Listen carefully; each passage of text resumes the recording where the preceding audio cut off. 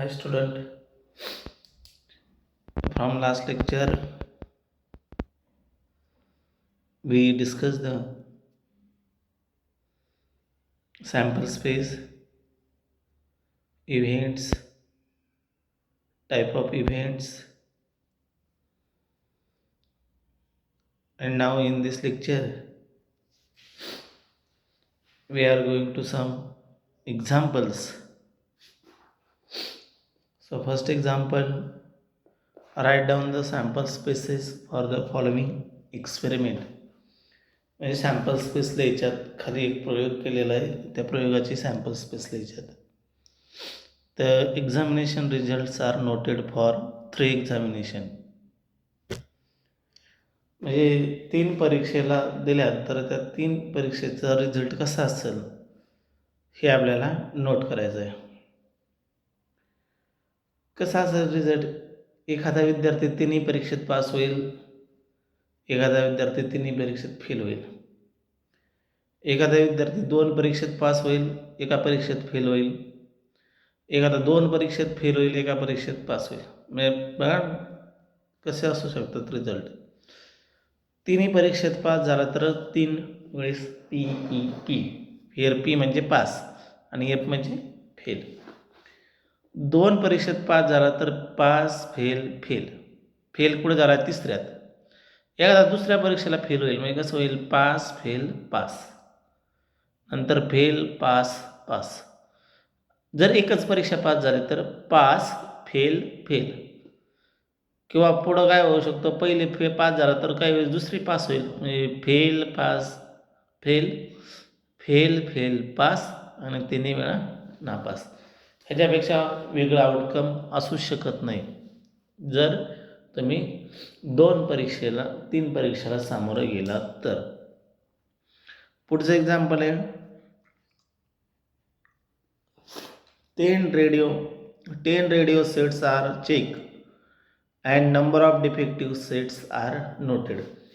म्हणजे 10 radio check केलेत आणि मग त्यातले खराब रेडिओ किती निघालेत हे जर तुम्हाला सांगायला विचारलं तर काय झालं? तर 10 चेक केले तर 10 पैकी 10 चांगले असू शकतात, एक पण खराब नसेल.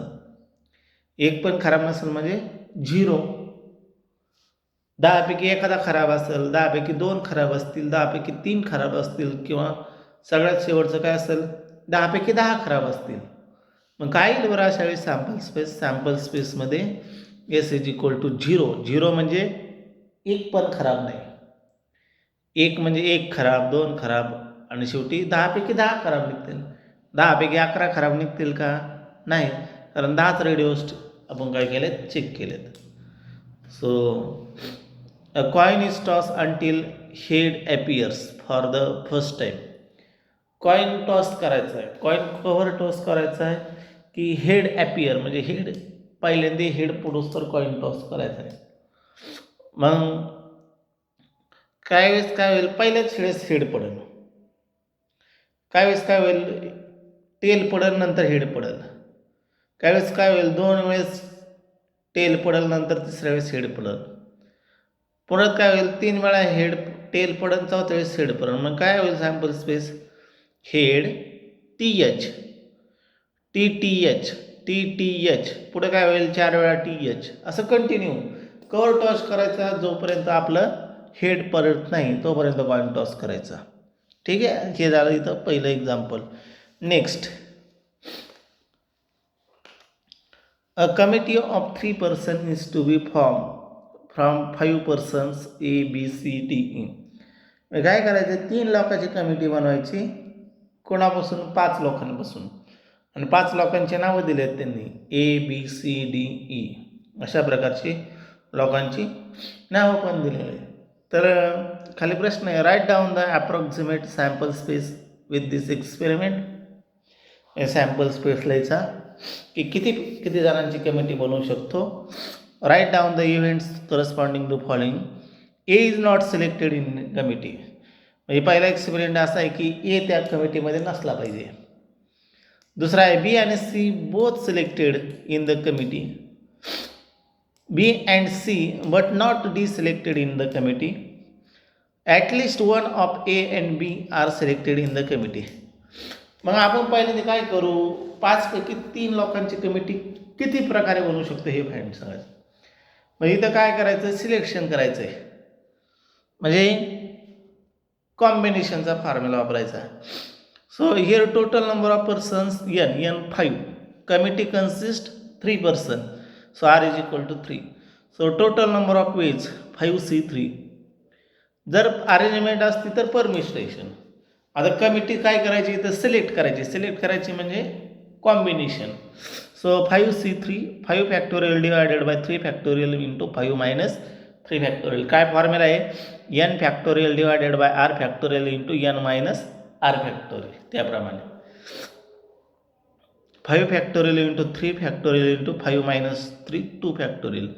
5 फॅक्टोरियलची फोड करायची, 5 into 4 into 3 factorial divided by 3 factorial into 1 into 2, 1 फॅक्टोरियलची 1 into 3 फॅक्टोरियलला 3 factorial cancel होईल आणि ह्या दोन्ही ह्या 4ला भाग जाईल, म्हणजे काय होईल 5 2 10. 10 प्रकारे कमिटी. मग 10 प्रकारे कोणते प्रकारे होणार ते, हे 10 प्रकारे इथं मी लिहिलेत. ABC ही पहिली कमिटी होईल, ABD होईल, ABE होईल, BCD होईल, BCE होईल, CDE होईल, ACD होईल, ACE होईल, ADE होईल आणि BDE होईल. अशा पद्धतीने तुम्ही त्या 10 कमिट्या बनवू शकता.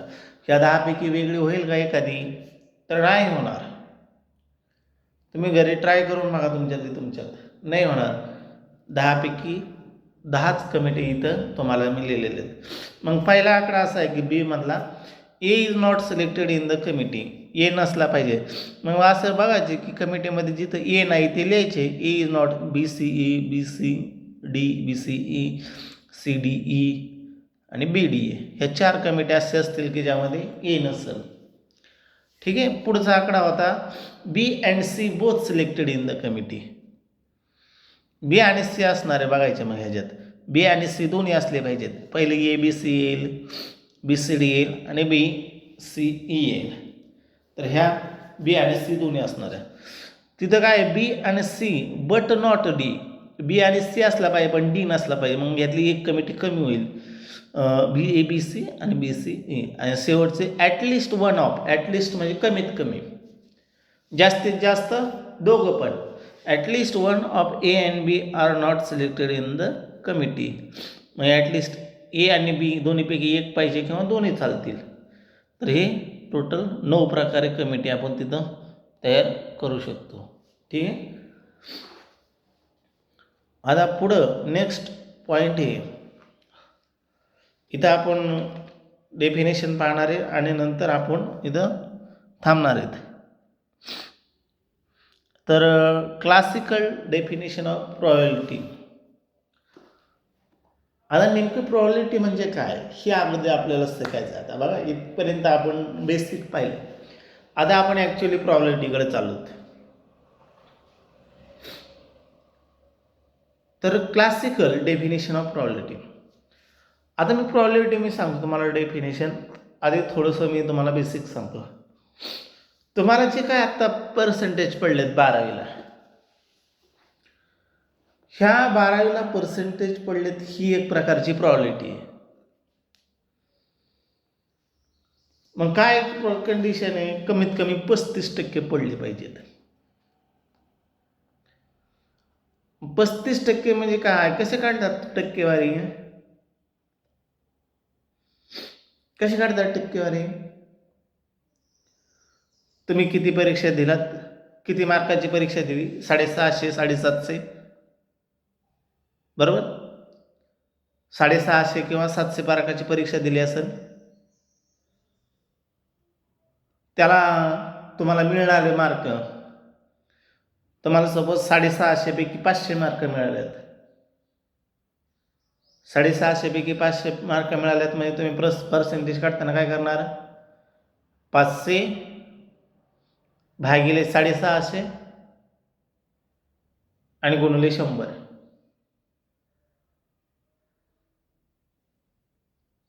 हे काय होणार, तुमचं पर्सेंटेज होतं. तर फक्त प्रॉबॅबिलिटी फाइंड करायची असेल तर काय करणार तुम्ही, तुम्हाला मिळालेले मार्क भागिले 91 मार्क म्हणजे तुमची प्रॉबिलिटी. म्हणजे प्रॉबिलिटी आणि पर्सेंटेजमध्ये काय असतं, प्रॉबिलिटीला 100 गुणत नाहीत. जर तुम्हाला पर्सेंटेज काढायचं असेल तर त्याला काय करतात, 100 गुणतात. एवढाच फरक आहे. तर मला 35% ही प्रॉबिलिटीच्या भाषेमध्ये काय झालं, 0.35. मग टक्केवारी जास्तीत जास्त किती असते, टक्केवारी जास्तीत जास्त 100 असते. 100च्या पुढे टक्केवारी जात नाही पोरांनो. आपण मस्त म्हणतो मी 101% येईल, पण 101% नसतोच. जास्तीत जास्त टक्केवारी किती असते, 100. आणि कमीत कमी टक्केवारी किती असते, 0% ते 100%. टक्केवारी 100च्या पुढे जात नाही, लक्षात ठेवायचं. आपल्याला कोणी पण पासतं मी 101% येईल, 101% नसतोच. फक्त 100% असतात जास्तीत जास्त, आणि कमीत कमी 0% असतात. म्हणजे प्रॉबिलिटीच्या भाषेमध्ये काय जाणार, टक्केवारी जर 0 आणि 100च्या मध्ये असेल तर प्रॉबिलिटी काय असणार आहे, प्रॉबिलिटी 0 आणि 1च्या मध्ये असणार आहे. लक्षात घ्या. आता अगोदर डेफिनेशन पाहू आणि मग हे आपण नंतर पाहू थोडंसं deeply. Equi probable sample space. Equi म्हणजे समान, प्रॉबिलिटी सगळ्यांची सारखी प्रॉबिलिटी असेल असं सॅम्पल स्पेसची डेफिनेशन पाहिजे. A sample space sigma is said to be equiprobable if the probability of occurrence of every outcome is the same. हे प्रत्येक इव्हेंटची जर प्रॉबिलिटी ऑकरन्स जर सेम असेल तर त्याला म्हणायचं इक्वी प्रॉबेबल सॅम्पल स्पेस. उदाहरणार्थ tossing of fair coins, tossing of fair coins of getting head is samples is same as the getting tail. म्हणजे तुम्हाला सॅम्पल स्पेसची हेड मिळतंय का टेल मिळतंय हे जी 50-50% चान्सेस आहेत. आहे का तिसरं चान्सेस आहे का, 2च चान्सेस. जर तुम्ही कॉइन टॉस केला तर एकतर हेड पडेल किंवा एकतर टेल पडेल. म्हणजे काय झालं तिथं 50-50%. मग probability of getting head is equal to probability of getting tail is equal to 1/2. 1/2 म्हणजे 50.5. टक्केवारीमध्ये म्हणायचं असेल तर 50%. 1/2 म्हणजे किती येईल, 0.5. आणि 0.5ला जर तुम्ही 100 निघून तर किती येईल, 50%. ठीक आहे. आता प्रॉबिलिटी ऑफ इव्हेंट ही डेफिनेशन लक्षात ठेवायच्या. In a random experiment define event A, then probability of event A is the ratio. Ratio म्हणजे थोडक्यात भागाकार आहे. कोणाचा भागाकार आहे, the number of element in A to the total number of element in sample space sigma. That is probability of A is equal to number of element in A divided by total number of element in sigma. आणि ह्यालाच equal m upon n. हा m म्हणजे किती, number of element in A, आणि हा n म्हणजे total number of element in sigma. तर अशा पद्धतीने तुम्हाला हे क्लासिकल डेफिनेशन ऑफ प्रॉबिलिटी आणि प्रॉबिलिटी ऑफ इव्हेंट, त्यातली प्रॉबिलिटी ऑफ इव्हेंट ही डेफिनेशन तुम्ही नीट लिहायची, एकदा वहीवरती लिहायची, त्याला रिवाईज करायचं, वाचायचं त्याला. आणि नेक्स्ट लेक्चरला आपण ह्याच्यावरती एक्झाम्पल पाहणार आहोत. ह्याच्यावरती एक्झाम्पल पाहिल्यानंतर 2 लेक्चरमध्ये हा चॅप्टर तुमचा संपलेला असं. ठीक आहे.